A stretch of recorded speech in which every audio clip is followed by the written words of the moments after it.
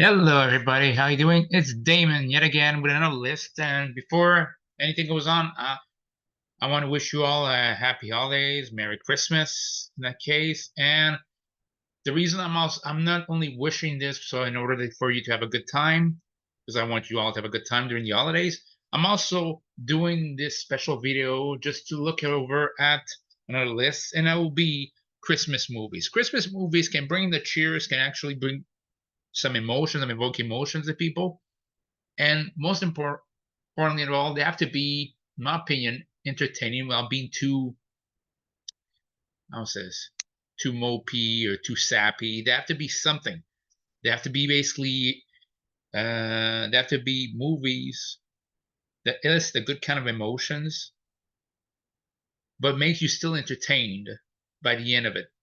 And they have to basically afterwards be memorable and not basically just being promoting Christmas. It has to be a good story that just so happens to be on Christmas Day with some basically some signals or some signs that the story is happening on Christmas.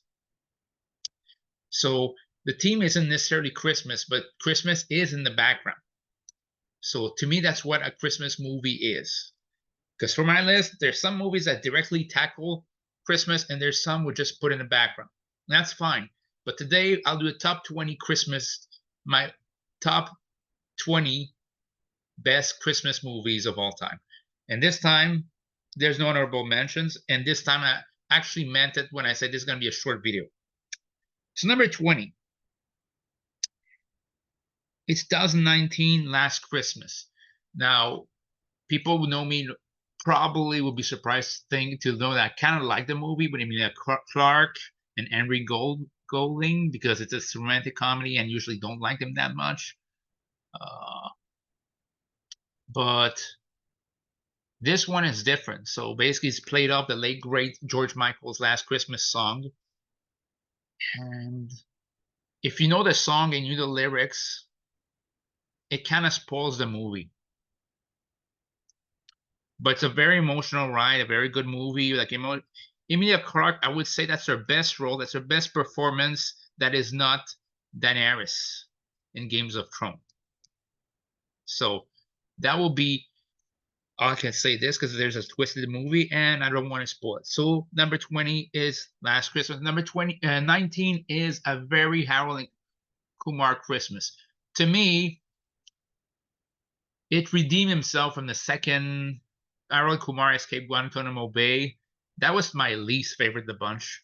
And uh, Harold Kumar Christmas. To me, the third one was not as good as the first one. And honestly, I was baffled that it was in 3D. People who didn't go see that movie in the movie theaters, it was sold as a 3D movie back in the 3D when 3D fad was going around. When every movie was basically every movie that made no sense became in 3D. I'm surprised it wasn't The King's Speech in 3D. Anyway, it was a fun movie. And if it caps off Aral and Kumar, I thought it would have been a good ending. But supposedly there's gonna be a fourth one, so I'm crossing my fingers and hoping this next one will be good as well. That's for number 19. Number 18, Rise of the Guardians. That's a movie that's not mentioned often. There's many Guardians. There's uh, Jack Frost. There's Santa Claus. Basically, fighting evil. It's basically like a superhero team up movie, a superhero animated team up movie, but with Christmas figures as heroes. And it was very entertaining. It wasn't I'm not gonna say it's the best animated movie ever. It's not even the best animated movie of that year, but still, 2012's Rise of Guardians to me was a very entertaining ride. I think Chris Pine and Hugh Jackman, and there's Alec Baldwin. I think all of them are playing roles in the movie, so it's very good. It's stacked in terms of cast power in that movie. That's number 17. That's number 18. Number 17 is a movie that's not often mentioned as a Christmas movie, and you would not know if it wasn't for last year's movie. It's Rocky 4. That's right. I love Rocky, especially Rocky 1 to 3 and Rocky Balboa. But Rocky 4 is still a very entertaining movie, although it takes a drastic turns of what Rocky was supposed to be. I mean, Rocky basically is heavyweight champion of the world. Apollo Creed basically is retired for like has been for 3 years. All of a sudden, Ivan Drago is invited to the United States, basically lambast boxers all over the country. Apollo Creed takes off into this, basically returns from retirement, but takes the fight way too lightly, and it comes to be the demise of Apollo Creed. And to avenge Apollo Creed, Rocky decides to fight Ivan Drago on Christmas Day in Russia. And his salary was supposed to be nothing. He didn't even want money. That must have been an easy negotiation for basically everybody else that's not Rocky's corner. Like, what do you want to, how much money you want to get? None. Okay, cool. But it is a cheesy movie, but at the same time,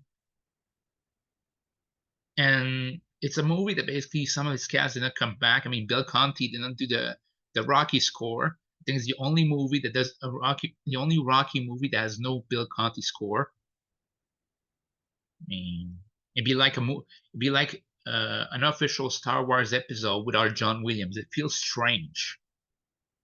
So, but I thought everybody played their role right. Like people can say whatever they want about Stallone. I think Stallone's a very good actor, but you don't know it because he doesn't show it that much. But when he does, he shows a lot of range. In this case, it shows a character that's doing it for vengeance, but at the same time, he felt like he started to understand what Apollo meant. Apollo was saying if he's not a warrior, then he doesn't know what to do. And that's the point. His whole identity is being a boxer, and Apollo Creed cannot envision another identity for Apollo Creed bar being separated boxer. He didn't want to put a chapter. Sorry, he didn't want to put an end to that chapter. He didn't want to put. He wasn't ready for that. So yeah, and Rocky is basically at the same time in this movie. It's basically he has to fight for Apollo Creed, but also has to fight for him because it's basically saying he really fears losing his spot. He really fears. I'll say this, he really fears not just losing to Ivan Drago, but he fears that his best days are behind him, just like in the third one. But this time, he's not letting fear on this. That's the thing. He doesn't let fear get in his way, like in Rocky 3. So yeah, and the fight happened at Christmas Day.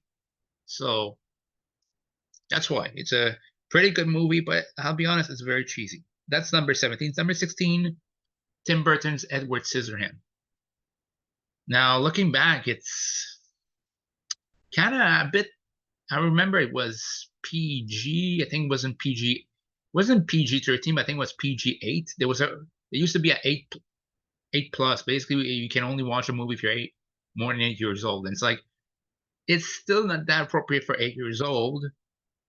And it's a recurrent theme with Tim Burton.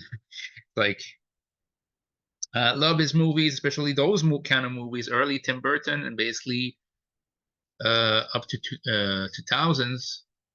I really love Tim Burton, and I love Beetlejuice 2, as well as Frankenweenie, and of course Bride.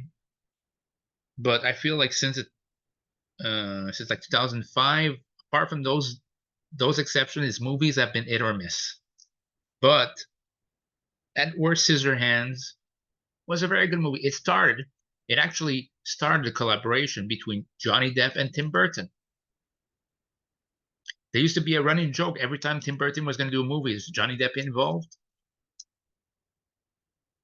So yeah, and 8 movies out of what 20 movies of Tim Burton, Johnny Depp's been the lead in, or at least one of the leads. So yeah, I feel like Edward Scissorhands was very good. He played very well. Basically a weird creature, a weird but benevolent creature in that movie. Winona Ryder was very good. She played it very differently than she plays Lydia Deetz in Beetlejuice. Anthony Michael Hall. I was surprised looking back that basically one of the guys basically the nerdy guy in The Breakfast Club was the bad guy in Edward Scissorhands. But what's fascinating to see, Diane Wiest always performs delivers a stellar performance, and the late great Alan Arkin as well. So it's a very good movie, and if you haven't seen it, go watch it. So that's number 16. Number 15, speaking of Tim Burton, Nightmare Before Christmas. Animated movie with Jack Skellington, basically of Halloween Town, basically, and it's basically antics to prepare for Christmas Day. It's been a while since I've seen it, so I can't summarize it more than that. So yeah, that was number 15. Number 14, Love Actually. I know that's it's one of my sisters-in-law's favorite movies of all time, and I really like it. Again, I'm not a romance movie aficionado, but I liked it. I thought it was entertaining, though there's still some things I feel a bit wrong in that. Like Andrew Lincoln's character in this movie is totally different than basically Rick Grimes. But yeah, very, very wrong, looking back. But apart from that, it's a very good movie. Number 13, Jingle All the Way. Yeah, it's cheesy. Yes, it's Arnold. And there's Phil Hartman. Phil Hartman plays a creep very well. The late great Phil Hartman. I mean, I miss Phil Hartman. I mean, Troy McClure, many news radio. I mean, he played a lot of good roles, and it's like we're deprived of his comedy, but the basically the traces of his work, of his body work there, it's always something to be treasured. But he played great bad guy, creepy bad guy there. Arnold, it's basically Arnold and Sinbad together. It's like, okay, kind of weird to see both of those, like maybe the top stand-up comic at the time and the top action star at the time, and they do a Christmas movie. So if it's not really an action movie, it's more of a comedy. But there's still some action scene because it's an Arnold movie. It kind of felt like it had to be. So it was entertaining. Again, it wasn't the best Arnold movie he did. I don't. It's not even his best Arnold movie in the last years there in the 90s. And we all know it's T2, Terminator Judgment Day, but still, this was a breath of fresh air. So that's how I see number 13. Number 12. I think it's funny that people say that Iron Man's revitalized Robert Downey Jr.'s career because I think this movie resurrected it. And I'm talking about Kiss Kiss Bang Bang by Shane Black, the same director and writer of the original Lethal Weapon. And I really like that movie. I mean, it's Ari. I think it's the thief, the basically thief slash actor, and he teams up with a detective called Perry that was played by the late great Val Kilmer. And the interaction with those two characters, the caustic yet always like quick-witted interaction between the two of them, I thought made the movie excellent. Michelle Monaghan was played a really charming character, but at the same time, Michelle Monaghan always knows how to play to exude some charm with a character. So I thought it was very good. It's a very damn good movie. It's one of the most underrated movies. I would dare say it's one of my favorite movies or most underrated movies of all time. So from 2005, and more people should have watched that movie. Kiss Kiss Bang Bang is number 12. Number 11, Trading Places. I mean, back in the 80s, Dan Aykroyd and Eddie Murphy were part of SNL. So, okay, they basically were acquainted with each other. They knew basically how to do a great joke. They were really funny. And then I'm not sure which year it was released, but in the 80s, I think it's a mid to late in the 80s, they decided to make a movie called Trading Places. And it's about basically Dan Aykroyd's character is a stockbroker, a wealthy stockbroker. Don't ask me why he has an accent in the movie. And Eddie Murphy's character was Billy Ray Valentine, and he was a thief. And basically, the owners of that stockbroker place decide, we're going to switch roles. They basically decide to hire the thief and pretend that the stockbroker played by Dan Aykroyd was the thief. So basically, they had to switch places. And it's a very entertaining movie that led to a lot of entertaining uh, scenarios. So yeah, it's like I was saying here. Trading Place is a movie that basically was much better than what its premise is supposed to be. And everybody's a great actor in that movie, or at least there's some great acting. Dan Aykroyd, Eddie Murphy, Jamie Lee Curtis there. I mean, I think that she used that movie to break away from horror franchises because if I watched was typecast as an horror movie protagonist, and she wanted to branch out. She did a movie, the great dynamic is in the movie, and yeah, it's a very entertaining movie. Number 10. Now we're going to top 10 Gremlins. Don't feed Gizmo or Gremlins after midnight or they multiply. And it's a looking back, it's a movie that was released at PG. It was PG, it wasn't G, it was PG, and it's like even that movie shouldn't be it shouldn't be for general audiences. It's like it's still a bit creepier than it needs to be. But it's a very fun movie. Phoebe Cates is in there. Plays a very good character. But basically, Phoebe Cates was a great actress. I mean, I know she's married to Kevin Kline, but people sleep on how good she was an actress. Uh, from this, from Fast Times at Richard and Hahn, Drop Dead Fred, uh, other movies she did, and it's like every time she knocked it out of the park. So, and yeah, Judge Reinhold's in there, and he plays against type. Usually, he's playing a sympathetic character. In this case, in this movie, he plays a jerk, plays an idiot jerk in this one. So yeah, but overall, Gizmo's super cute. The villain gremlins, it's like basically they're funny, they're goofy. So, but it's still a very good movie, very good Christmas movie. That's number 10. Number 9, The Family Man with Nicolas Cage. It's basically Nicolas Cage gets to encounter with a character named with a character named Cash, played by Don Cheadle, and is revealed to be an angel later on, and basically went from being a billionaire engineer to used car salesman, but with a family with Tia Leone as playing his wife and Jeremy Piven being his best friend. And overall, at first he doesn't like that, like want to go back to his lavish lifestyle, but overall he ended up preferring the life he had with the Kate played by Tia Leone. And it's a very good movie, and I think the romance was not forced. Every moment, the reason why one stayed there, you could understand. It was the big characters were being built. There was a reason why once he got attached to Kate. You could see why his character and why Nicolas Cage character Jack stayed with Kate, wanted to stay with Kate. So yeah, and why he was ready, babies. He found out what he was missing out on all those years, and that one of his biggest regrets is because he couldn't make the relationship with him and Kate work, and now he's willing to try. So that's a very good one. Number 8, Violent Night. And this is very reminiscent to one of my movies in upper echelon, and I have to mention it. That's one reason why, because it's Santa Claus basically being a badass in the movie.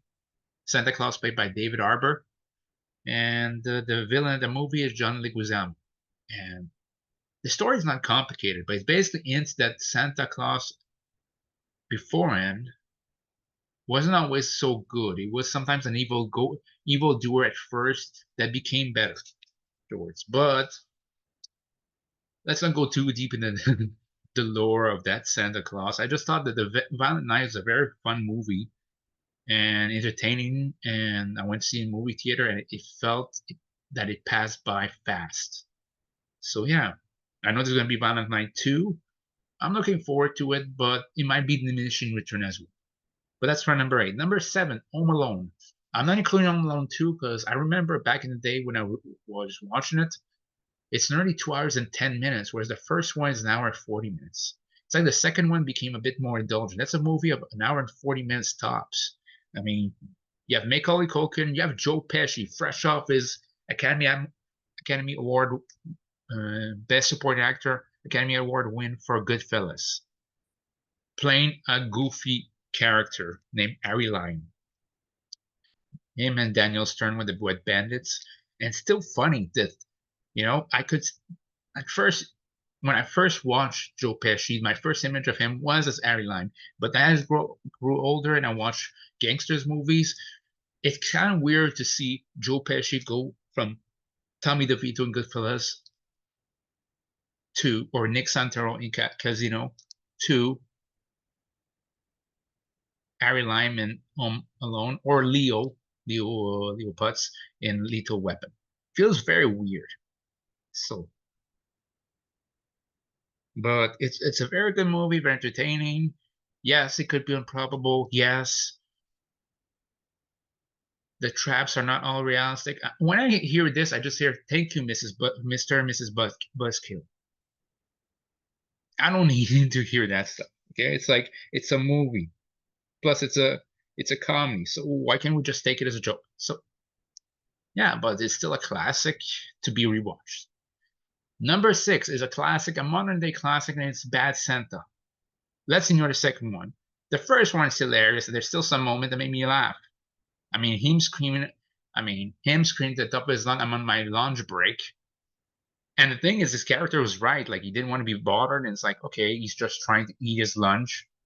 So, yeah, Billy Bob Thornton played it so well that it's like most of his roles since then, at least it seemed like, was basically just portraying a prototype of Willie in Bad Santa. So yeah, it's a very hilarious movie, but somber. It's basically like it's a dark comedy, but it's a very good one. So that's number six.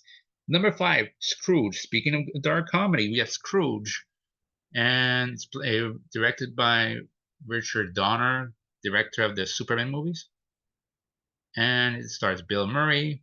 It's basically a modern Scrooge.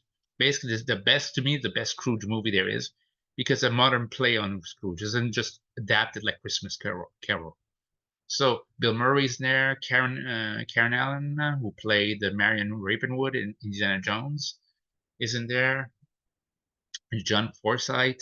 I mean, it's a very, very good movie, and Carol Kane, and it's very funny. So, but it can also be spooky. There's moments that are really, really spooky, and the moments basically that tugs at your hearts, basically tugs at your strings. They really do. I mean, the moment basically you could see the character of Bill Murray, like basically was neglected by his dad back in the day. You could see that, and you felt for him, and it felt like okay, this, and maybe Bill Murray's character became cynical at work and basically lost all his optimistic behavior, all his positive outlook, and became cynical, became bitter, and he lost. His character was not as charming as he used to be.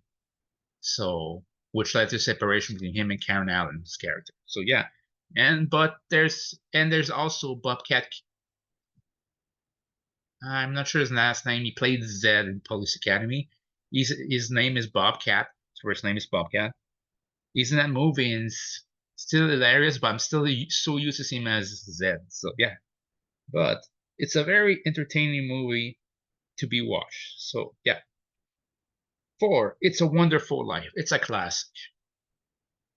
I mean, with Jimmy Stewart and Lionel Barrymore playing a bad guy who never gets caught. You have to see it, and I don't want to talk too much about it because you probably know the story, and I'd rather you experience it for yourself. But it's a very good movie. So yeah, that's number four. Number three, the top three. Now we're really talking National Lampoon's Christmas Vacation.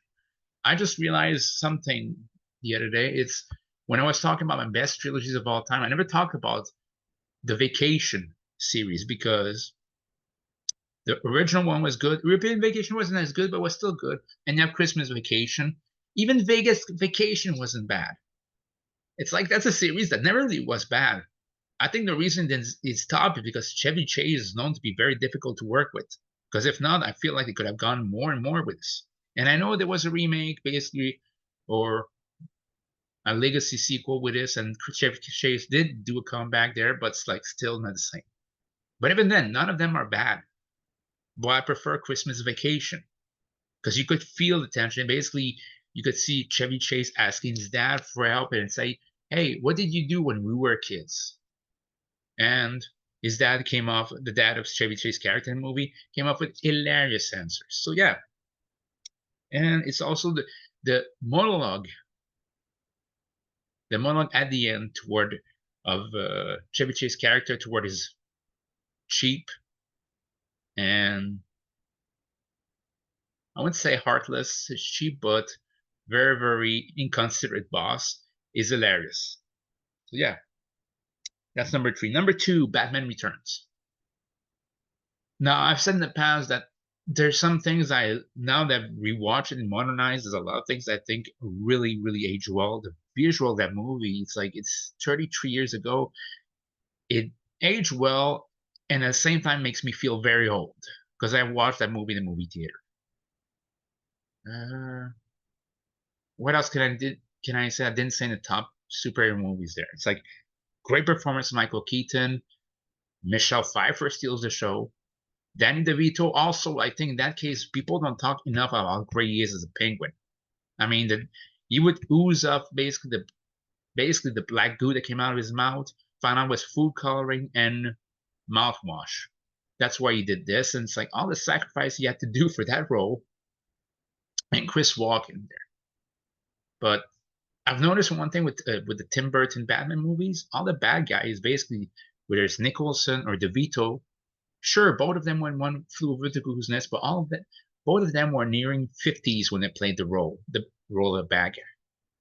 So maybe that's a thing also. Like it doesn't mean because a character is an actor is like in his 40s that he can't play a bad guy. In fact, like there's no reason why he couldn't. So as long as it's well written, it was well written. This I just there's just some aspects. Let's just say there's some aspect of Penguins I don't like some of his speech, but when he's talking about he wants to corrupt Gotham, I love it. When he basically wants to play Gotham like a stinking heart from hell, I like it.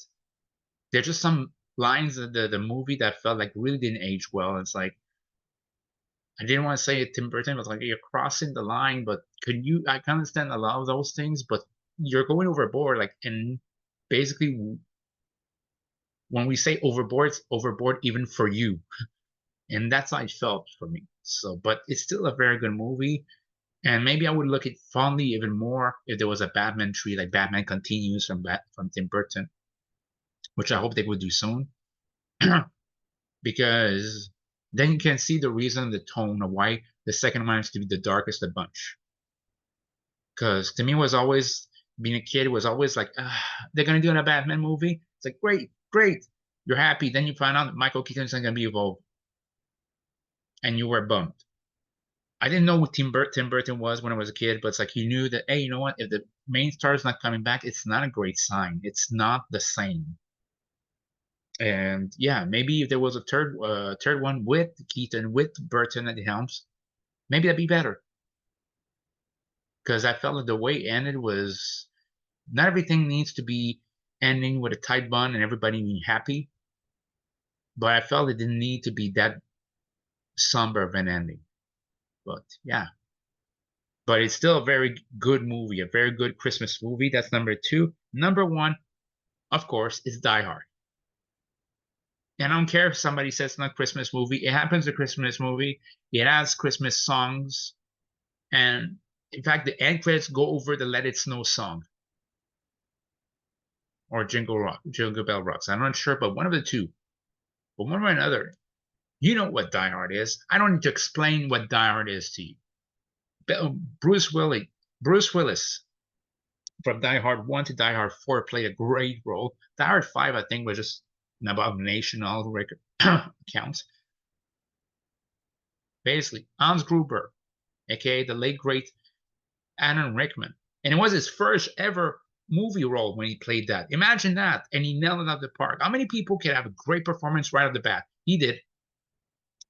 And you were hooked by the interaction of both of them. And even the Reginald Van Johnson, the guy, the actor who plays the dad in Family Matters, he plays a cop here as well. And is the difference? It's more comedic in Family Matters, but in this case, it's just more serious there. And I really like the dynamic between his character and Bruce Willis, John McClane. But again, I don't need to explain the story for you. You probably saw it, and you know what it is. So those are my top 20 Christmas movies of all time. Then you know what are yours. And by the way, I wish you all a great Merry Christmas, Happy Holidays. Take care. Next videos, some ideas I might have might be more wrestling related. So let me know what you think down below. See you later. See you guys later. Bye.